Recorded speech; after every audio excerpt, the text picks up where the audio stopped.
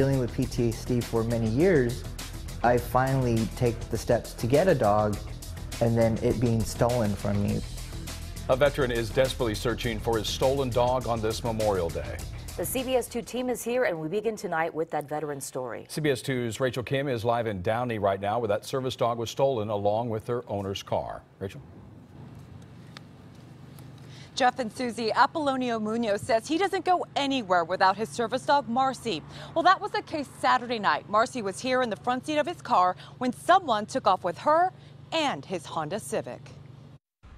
It was a late-night snack run at this Arco gas station in Downey. Around 10:30 p.m. Saturday, Apollonio Munoz made a quick stop to grab a soda and chips, but when he came out, his car and dog were gone. It was shock and then panic because my first reaction is, where's Marcy? I just completely lost it. Munoz has been at a loss without Marcy, a 10-year-old pit bull mix he adopted from a shelter almost 2 years ago. She's been going through training to be the Army veteran service dog. Munoz suffers from combat-related PTSD after serving in the Iraq War. She helps me throughout the day with different things, so if I'm having a bad day, she's there to comfort me, to make sure that I'm taken care of, and to keep other people away so that way I'm able to take care of myself. This 34-year-old vet is worried about Marcy because she has allergies and is on a special diet. She also has separation anxiety. Emotions took over when I asked Munoz what it would mean to him to feel Marcy at his side again. It would mean a lot. Sorry. Honestly, I don't care about the car at this point. I just want her. Marcy is chipped. Problem is, Munoz's cell phone was also in the car when it was stolen, so if someone were to find her, he wouldn't be able to get the call. Munoz hasn't been able to get out of bed since Marcy was taken. He has this message. If someone's willing just to turn her in, no questions asked at this point. I just want this nightmare to end. I just want Marcy to come home. Investigators are checking this security camera to see if it caught anything. If you have any information or if you see Marcy, please call Downey Police. Back to you in the studio. Rachel Kim reporting live for us tonight. Now to some breaking news. A deadly shooting in Sylmar. It happened at the Sylmar Park Recreation Center in the 13,000 block of Polk. The search is still on for the shooter.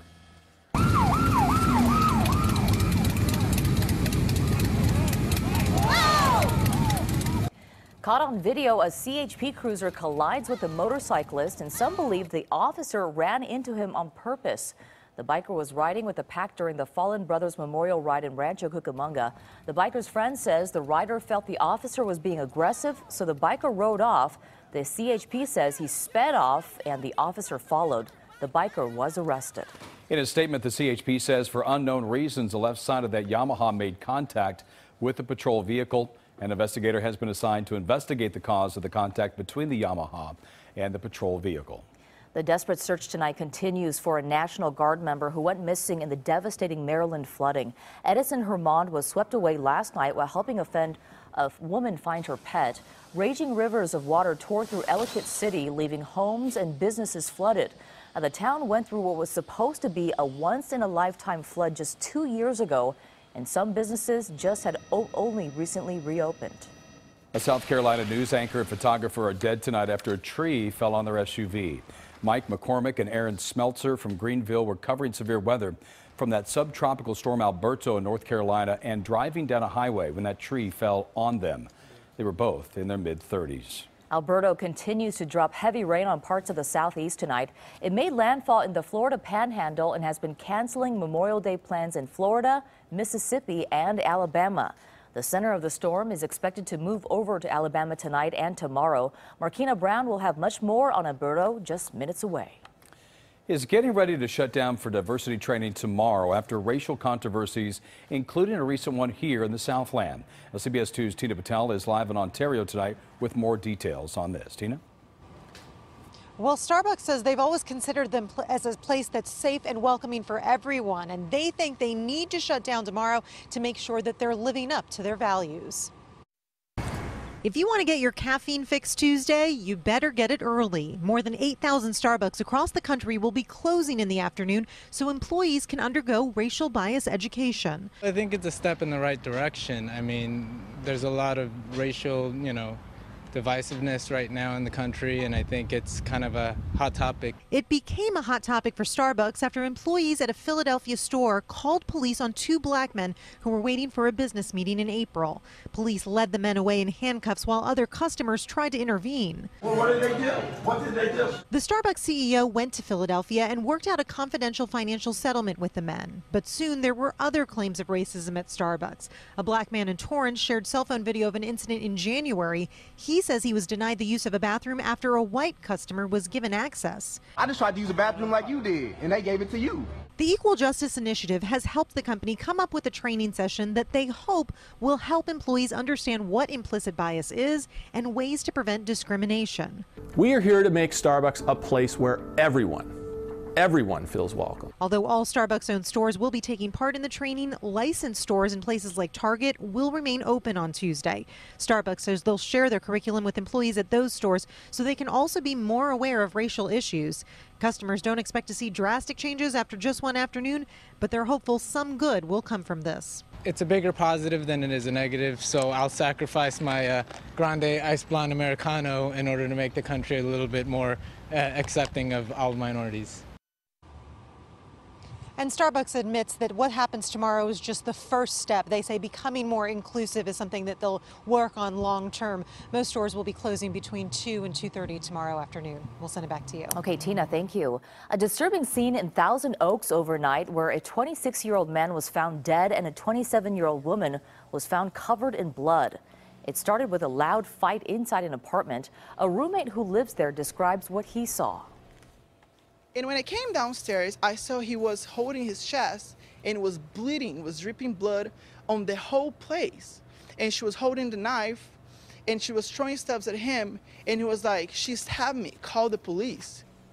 The woman was taken to the hospital and into surgery. The roommate and another young man were in the apartment, but are not considered suspects. Touching ceremonies were held across the Southland today on this Memorial Day. Take a look. One of the largest local services was held at Green Hills Memorial Ranch in Rancho Palos Verdes. At the LA National Cemetery in Westwood, red, white, and blue blanketed the gravestones of the men and women who died fighting for our nation. And in Boyle Heights, veterans standing guard for 24 hours at the All Wars Memorial. President Trump laid a wreath at the Tomb of the Unknowns at Arlington National Cemetery in Virginia. He talked about those who gave their lives for our nation. Today we pay tribute to their service. We mourn alongside their families, and we strive to be worthy of their sacrifice. A special Memorial Day tribute also took place at Dodger Stadium tonight. CBS2's Crystal Cruz shows us. 3 men were honored here at Dodger Stadium. One of them left his parents a note telling them how to move on just in case he was killed.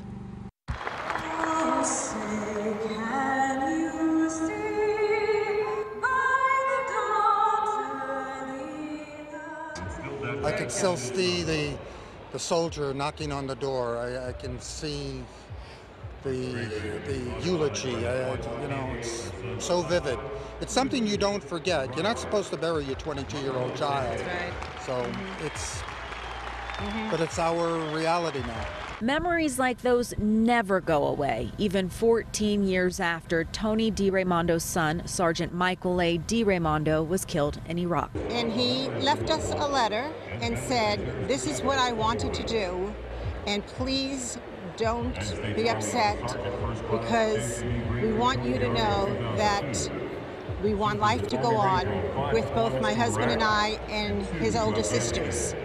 And he said, "Please don't think about it that way, because that's what I really wanted to do in life, is to be a paramedic firefighter." The Dodgers also invited Kayla Granger and her 3 boys to the stadium on Memorial Day.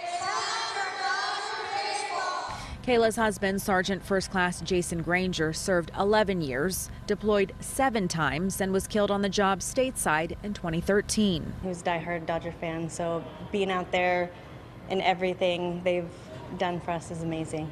Roland Garcia was just 6 when his 19-year-old brother, U.S. Army Specialist Ronnie Joseph Payeras, was killed in Afghanistan. I remember when he did like push-ups, I used to sit on his back. Payeras left a poem that read, "This is what I wanted to do to make sure you are all free. I have no regrets, no matter what happens from now till then, and while I'm here, I will always volunteer to be the one they send." And it never gets old seeing those planes, hearing our national anthem, and learning about soldiers killed serving our country. I'm Crystal Cruz from Dodger Stadium, CBS 2 News. We thank them all for their sacrifice. We certainly do. Well, tonight we're seeing dramatic new video of a California canal rescue. See how first responders got 2 brothers to safety. And it's a traveler's worst fear. One man visiting from Ireland is stranded here with a catastrophic injury. Hear how one community stepped in to help. Plus, an officer is seen punching a woman on the beach. Find out what led up to that disturbing scene. We've got a mainly clear sky over a very busy LAX right now, but clouds are on the increase. Does it mean rain? We'll talk about it. The forecast is coming up. And here's a look at the guest tonight on The Late Show with Stephen Colbert.